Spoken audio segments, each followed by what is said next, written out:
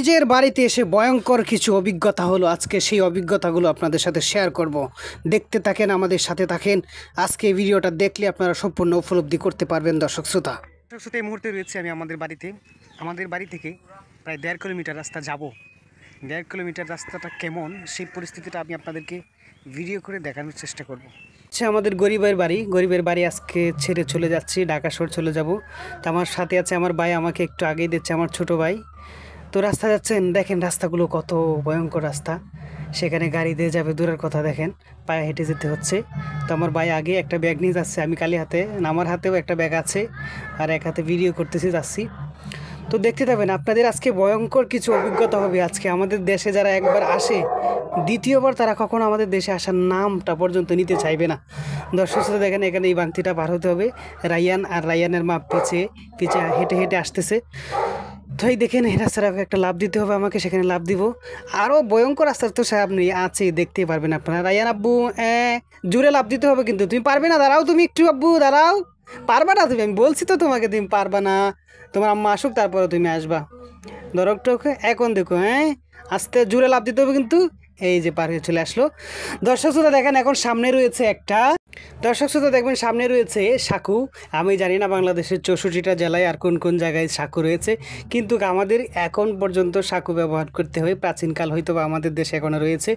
দেখেন এই যে সাঁকু পার হচ্ছে, আমি আগে পার হয়ে এসেছি, ভিডিও করতে পারি নাই। তো রায়ানকে আর আমার ছোটো ভাই তারাকে পার করতেছে। তো দেখেন দর্শক শ্রোতা, সাঁকু পার হওয়ার পর থেকে 5-7 মিনিটের রাস্তা, যেটা হেঁটে আসতে হয়, সেখানে কোনো গাড়িও নাই, কিচ্ছু নাই। এই যে ব্যাগ কাঁধে নিয়ে দুই ভাই আসতেছি, আর পিছনে তারা আসতেছে রাইয়ান আর তার মা। তো সামনে দেখতে পাবেন ভয়ঙ্কর এক রাস্তা, যেখানে রাতে 10টার পরে আসলে আপনার সাঁতরে আসতে হবে, আর না হলে কাদা ভেঙে আসতে হবে।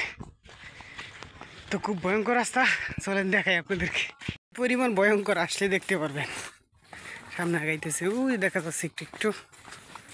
তো আশেপাশে দুই পাশেই বাড়ি,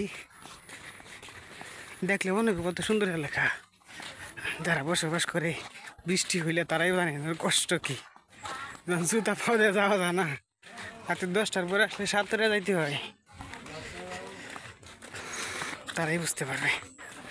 এই দেখেন বিল, আর দিক দিয়ে যাওয়ার মতো কোনো রাস্তা নেই। এখানে গুদারা আছে।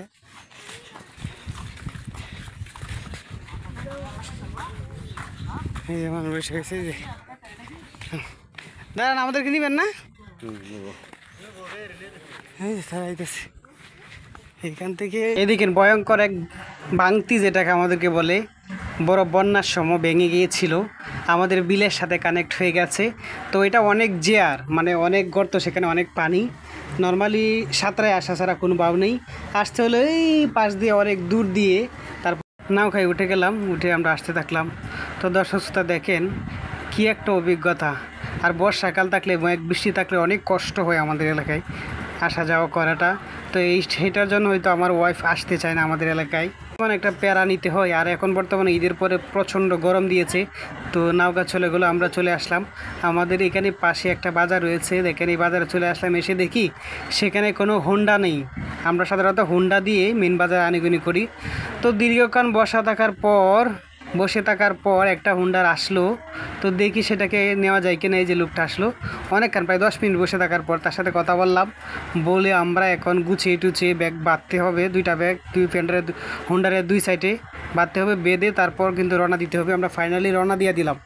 তো দেখেন দর্শক শ্রোতা, এই রাস্তাগুলো কিন্তু বৃষ্টি হলে কিন্তু হোন্ডারও চলে না, কারণ পুরো রাস্তাটা কাদা হয়ে যায়। কারণ এঁটেল মাটি এরকমভাবে ধরে হোন্ডারের চাকার মাঝে, আর সেটা কোনোভাবেই যাওয়া সম্ভব না।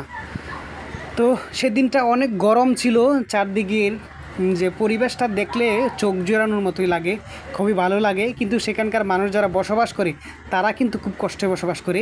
দেখেন আরেকটা ভয়ঙ্কর রাস্তার কাছাকাছি চলে আসছে, একটা ব্রিজ, কাঠের ব্রিজ দেওয়া হয়েছে, কারণ সেটা কিছুদিন পর ভেঙে যায়। তো সেখানে 2টা ব্রিজ দেখতে পাচ্ছেন, একটা হচ্ছে সরকারি আর একটা হচ্ছে মালিকানাধীন। তারা এখানে দিয়ে প্রত্যেক হুন্ডার দিয়ে যারা যাত্রী যাচ্ছে প্রত্যেকটা যাত্রীর কাছ থেকে ওনারা এই ব্রিজটা বান্ধার কারণে 10 টাকা করে নিচ্ছে।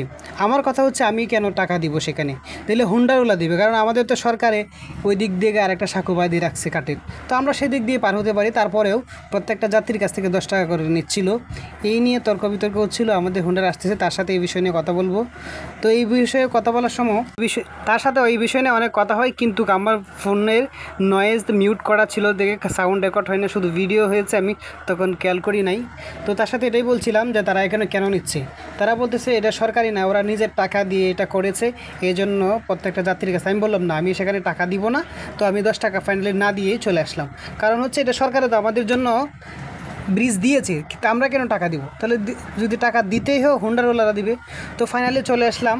তো দেখতেই পারলেন 1.5 কিলোমিটার রাস্তা আসতে কতটা হ্যারাসমেন্ট হতে হয়েছে, কতটা কষ্ট করতে হয়েছে। ফাইনালি আমাদের বাজারে চলে আসলাম, সেখান থেকে কোনো একটা অটো ধরে বাস স্টেশনে চলে যাব, সেখান থেকে হয়তো ঢাকার উদ্দেশ্যে রওনা দিব।